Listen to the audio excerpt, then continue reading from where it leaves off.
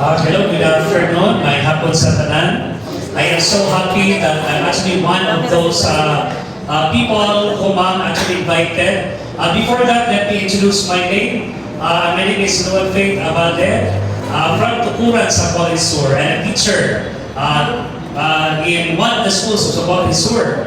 And I'm so happy that invited by Ma'am to tell you I was actually employed at Southern Mindanao Colleges way back 2002 to 2003.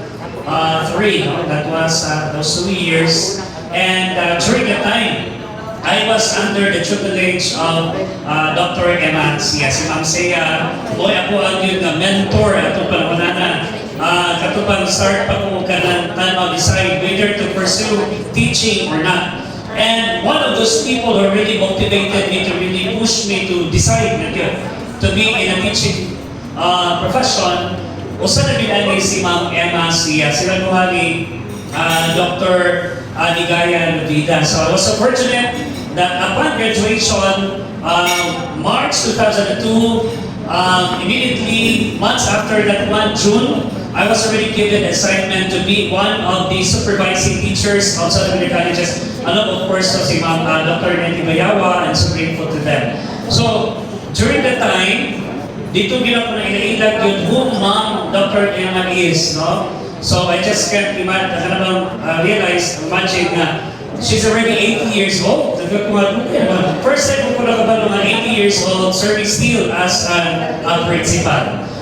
Si Ma'am, being my mentor before, being my advisor, really involved me into a lot of activities in the school. May it be in leadership, may it be in lesson planning, supervising. For me, it was more than a teacher and mentor. I already treated Ma'am as my mother during the time when I was actually at SMC because she treated us differently. Wala na pag-treat sa mga as a student teacher, very estudyante, but she gave extra effort in letting us realize how to become a responsible teacher. So dito give me na sa taon na tagaan ni Ma'am og inputs yun. So that was also the first time that I actually took a glimpse of what it is to become a teacher. Because before I was in the nursing course and achieved my education for nursing for 3 years. So that's why I said I didn't really decide teaching, but because of her mentorship and because of her advice, I learned how to become a teacher. So, para itong masulti dito kung saan si Ma'am ka-discipline also as a teacher. Dito po na ako as a leader. Dito na po makita na as a responsible leader, you have to comply all the tasks given to you in a day, which is quite different than I'm already right now in public school. Nahirap yun po sa public school. When we talk about honest and pure service, di ba po kayo magpapanalit sa private school is project. So, salamat kayo Ma'am Emma. But before that, I would like to give a tribute to Ma'am Emma and the word, her name. No? Ako lang hindi ka punta, paspas kayo.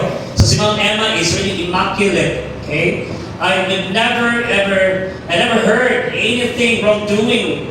By the time that I got to meet Ma'am Emma, wala din ko kadungog, no? It's more a recognition, appreciation. That's something that I need. I always preserve right here in my heart and mind. That whenever I was living, wala din ko nawala ako ka ng politician nila. Why?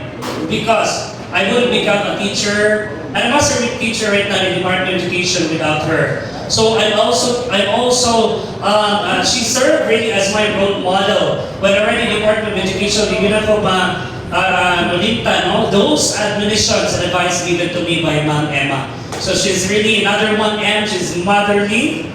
Of course, as I said to you, she took really more than a relationship between a professor or a teacher or a mentor, but she really tried very much to let us really understand how it is to become a teacher. It's so easy to become a mentor, but not really to put in your 100% love to it hard, so that later on you'll be able really to produce somebody or something, or cultivate the potential of these men. So she is really a motherly principal during the time and still right now. still have Ma'am Emma became right in the region in SMC because she has already produced a lot of professionals and we're serving right now in the Department of Education, wherever they are right now serving. So salamat kay Ma'am. Then, and her 80th birthday, she's still very active, di ba no? Nakita na ko, I have a father who is already close to 80 years old already, no? I think this January, he will return to 80, pero he's already suffering from dementia. 5 years, no? Dementia na, ito nga, tagadun na yung tayo. And then here, Ma'am, at 80, very active in your time. I wish we could have that rigor, that zeal, kaya natin ka mga soban, then we can help very active in terms of providing technical know-how as an educator. Wala biniwala si Ma'am. Tagduharan na yung ribalan din. So far sa kuha, one is continue na naman si former Secretary New York Villones, and si Ma'am po, 80 years old. No? Salamat, active. Wala po ang mga. Then she's really a good mentor, she's a motherly and a mentor. Then ako, gino'n dyan ako naman siya, Ma'am, for as long as I'm still right here, every time makaroon ako, karang tuliga, kulaan din ko sa SMC. Want to give ko, lalo gina sila Ma'am, every year, connect din ko, if, as out of my gratitude to them. So right now, in the Department of Education, I was given the task to become a trainer, both in the division and in the region. I'm also right now a board of director of region, representing region to the national level for the Teachers Association. So I associate myself with some of the leaders in our country right now. And I wouldn't be able to do it without the SMC family, as also represented by Ma'am Emma Sia. So Ma'am Emma Sia, Ma'am, Dr. Emma Sia, at your 80th birthday, I will be praying that God will still give you thousands of years, so that you can still be able to steer the human imagination and develop the skills of our aspiring young educators. Kaya lahi na gini si Ma'am yung inspired tao. Ano gini, matapan niyo ka ba, no? That's something that I will never forget. My demonstration during the time was there always be a good for goodness. Mga kita ulitin mo. And ako kita siya dedicate po diha. So Ma'am, God bless you. God will take good care of your health. I know God will do it because you are a faithful servant to God. And may you still be able to enjoy more for 3 years and together with your loving family, and so happy seeing your great grandchild. God bless you, Ma'am, and we will always love you. Thank you so much and happy 80th birthday. Wow, thank you so much, sir. Grabe. Thank you so much for that very inspiring words. Tinuod jud bitaw lang, no? Kaya ako nahimo gyud ko nga product sa SMC.